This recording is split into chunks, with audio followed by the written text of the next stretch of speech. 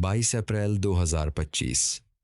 जम्मू कश्मीर का खूबसूरत पहलगाम इलाका पर्यटकों से भरा हुआ था। लोग अपने परिवारों के साथ छुट्टियां मना रहे थे, प्रकृति का आनंद ले रहे थे और यादगार पल बिता रहे थे।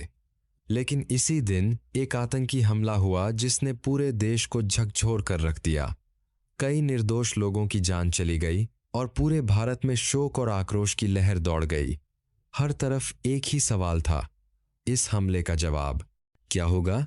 हमले के तुरंत बाद भारत की सुरक्षा एजेंसियां सक्रिय हो गईं। जांच शुरू हुई। खुफिया एजेंसियों ने हमले से जुड़े हर सुराग को इकट्ठा करना शुरू किया। फोन रिकॉर्ड, डिजिटल गतिविधियां, निगरानी रिपोर्ट और अन्य जानकारियों का विश्लेषण किया गया। धीरे धीरे तस्वीर साफ होने लगी कि इस हमले के पीछे कौन लोग थे और उन्हें कहां से समर्थन मिल रहा था। अगले कई दिनों तक देश के शीर्ष सैन्य अधिकारी और सुरक्षा विशेषज्ञ लगातार बैठकों में जुटे रहे। हर जानकारी की जांच की गई, संभावित ठिकानों की पहचान की गई। सेना और वायुसेना ने विभिन्न विकल्पों पर विचार किया। उद्देश्य केवल प्रतिक्रिया देना नहीं था, बल्कि भविष्य में ऐसे हमलों की क्षमता को कमजोर करना था।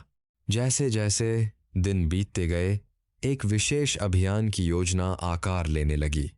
इस अभियान को नाम दिया गया ऑपरेशन सिंदूर। यह नाम उन परिवारों की पीड़ा और न्याय की भावना का प्रतीक माना गया जिनकी जिंदगी इस हमले से प्रभावित हुई थी। मई का पहला सप्ताह आते आते तैयारियां अंतिम चरण में पहुंच गईं। खुफिया जानकारी को कई बार सत्यापित किया गया, लक्ष्यों का चयन सावधानीपूर्वक किया गया, हर संभावना और हर जोखिम का मूल्यांकन किया गया। अभियान का सबसे महत्वपूर्ण हिस्सा था गोपनीयता। बहुत कम लोगों को इसकी पूरी जानकारी थी। फिर आई 6 मई की रात।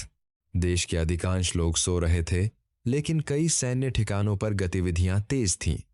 कमांड सेंटरों में अधिकारी स्क्रीन पर नजरें जमाए हुए थे। सभी इकाइयां अपने अपने स्थानों पर तैयार थीं। जैसे जैसे समय आगे बढ़ रहा था, तनाव भी बढ़ रहा था। आधी रात के बाद अंतिम आदेश जारी किए गए। अभियान शुरू होने वाला था। 7 मई की शुरुआती घंटों में ऑपरेशन सिंदूर शुरू हुआ। पूरी कार्रवाई बेहद कम समय में पूरी की गई। पहले से चिन्हित लक्ष्यों पर सटीक कार्रवाई की गई। अभियान का उद्देश्य केवल निर्धारित ठिकानों को निशाना बनाना था। योजना के अनुसार हर चरण आगे बढ़ता गया और कुछ ही समय में मिशन पूरा हो गया। जब सुबह हुई तो पूरे देश में इस अभियान की चर्चा शुरू हो चुकी थी।